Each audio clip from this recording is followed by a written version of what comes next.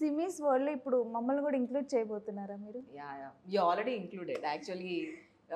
మీరు last year మనకి మీ ఈవెంట్ సిమీస్ ప్రోడక్ట్స్ని ఫస్ట్ రేణునే యాజ్ ఎ కాంపిటీటర్ కదా, ఒక 3 day వీగన్ ఛాలెంజ్ లో తనకి గిఫ్ట్స్ కూడా ఇచ్చాము. యాక్చువల్లీ నేనే కాదు, చాలా మంది కూడా, అంటే నేను కంప్లీట్గా వీగన్ అయితే కాదు, ఈవెన్ మిల్క్ ప్రొడక్ట్స్ తీసుకుంటాను, దెన్ నాన్ వెజ్ తింటాను, బట్ వెజ్ తినడానికి చాలా ఇష్టపడుతూ ఉంటాను చాలా మంది కూడా.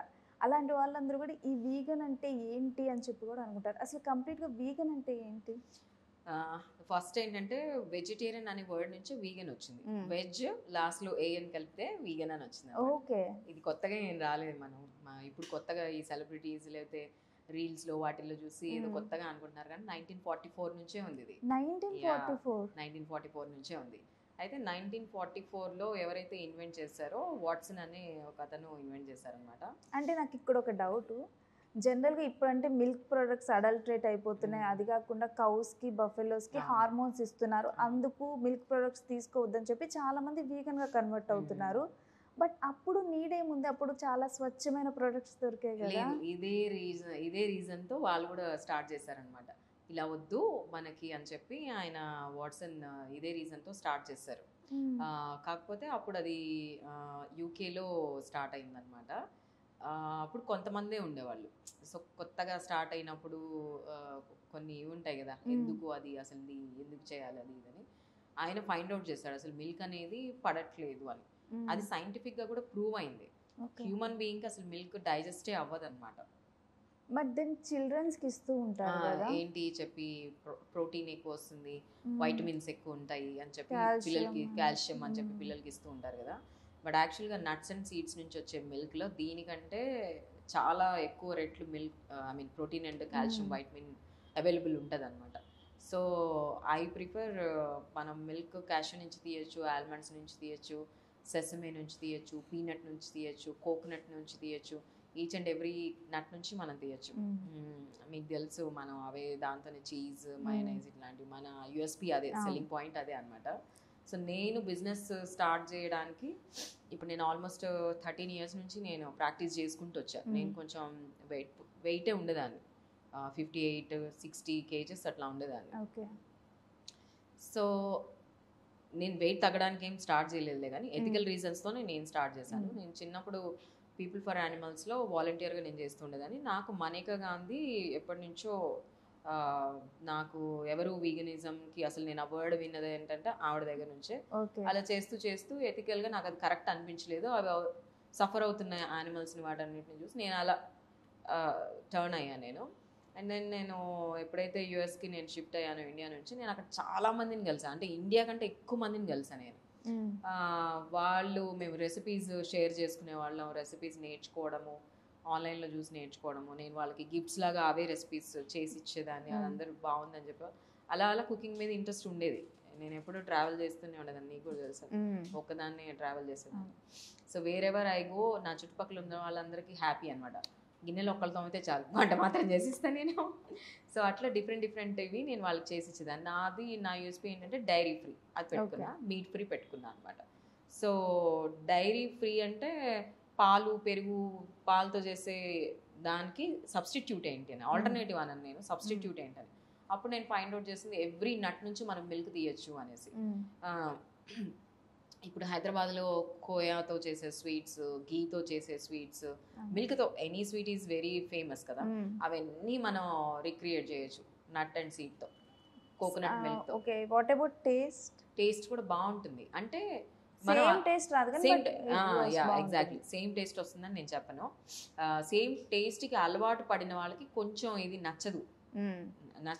సో ఒకవేళ మారాలనుకుంటే మెంటల్ గా దాన్ని మైండ్ అయితే మనం మార్చుకోవాలి, మన టేస్ట్ చేంజ్ చేసుకోవడానికి అయితే మార్చుకోవాలి.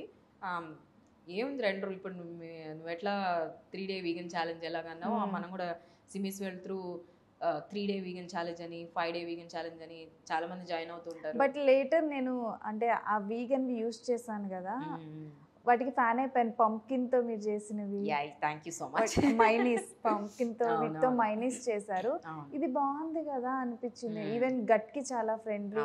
అంటే నార్మల్గా మనం నాన్ వెజ్ తీసుకుంటే ఎగ్ని అన్ని రోజులు ప్రిజర్వేటివ్స్ పెట్టి స్టోర్ చేస్తారు. అంటే ఈవెన్ తెలంగాణ గవర్నమెంట్ కూడా మైనీస్ని కూడా బ్యాన్ చేసేస్తుంది. బ్యాన్ చేసింది కదా.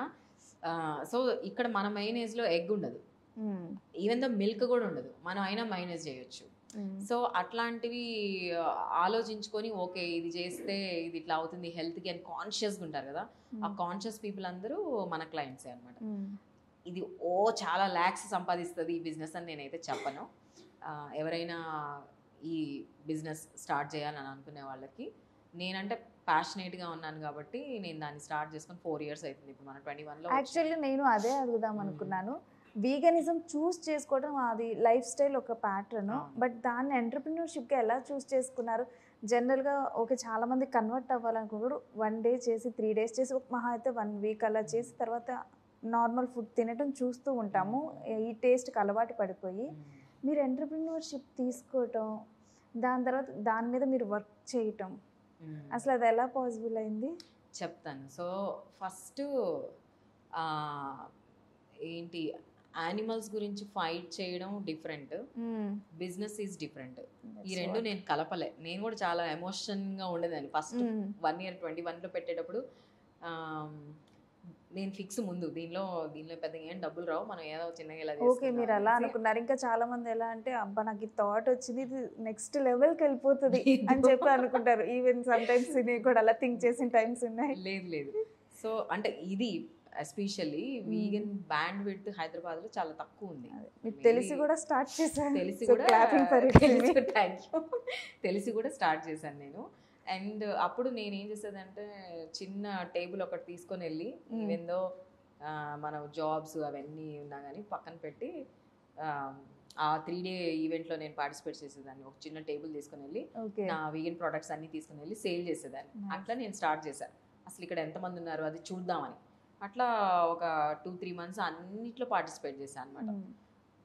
ఓకే రెస్పాన్స్ హ్యూజ్ వచ్చిందని నేను చెప్పట్లేదు కానీ రెస్పాన్స్ వచ్చింది. That is enough to me. నాకు ఫస్ట్ ఆర్డర్ వచ్చిన క్లయింట్ కూడా ఇంకా నాతో కాంటాక్ట్లోనే ఉన్నాడు. సో అట్లా నాకు నేను ఏ రోజు డిజిటల్ మీడియానో లేకపోతే దేన్నో ₹1 పెట్టి నేను అడ్వర్టైజ్మెంట్ ఇవ్వలేదు. మనం అట్లా హడావుడిగా వెళ్ళాలి. అలా చేస్తే ఏమవుతుంది, ఒక రీల్తో కూడా మనం ఇప్పుడు బూమ్ చేయొచ్చు. నీకు తెలుసు నాకు తెలుసు. So I didn't went into that way. ఒక వర్డ్తోనే స్ప్రెడ్ అయిందనమాట. వాళ్ళు నా పీనట్ కర్డ్ తీసుకున్నారు, నచ్చిందని చెప్పి ఒక గ్రూప్లో పెట్టారు. అట్లా ఇంకొక 2-3 ఆర్డర్ ఇచ్చారు. నిజంగానే చాలా బాగుంటుంది మన పీనట్ కర్డ్తో. రైతా ఇవన్నీ కూడా చాలా బాగా చేస్తాను నేను. అట్లా క్యాష్యూ అలా పెంచుకుంటూ వెళ్ళాను నేను. తర్వాత చీజ్ చేయడం, మయోనైజ్ చేయడం, బటర్ చేయడం, గీ చేయడం, ఇంకా మొత్తం డైరీ ఫ్రీ ఇదే అయిపోయింది. అలా నేను ఒక చిన్న, అది కూడా తెలుసు నీకు స్టోరీ, 145 SFTతో మనం ఒక ఎక్స్పెరిమెంట్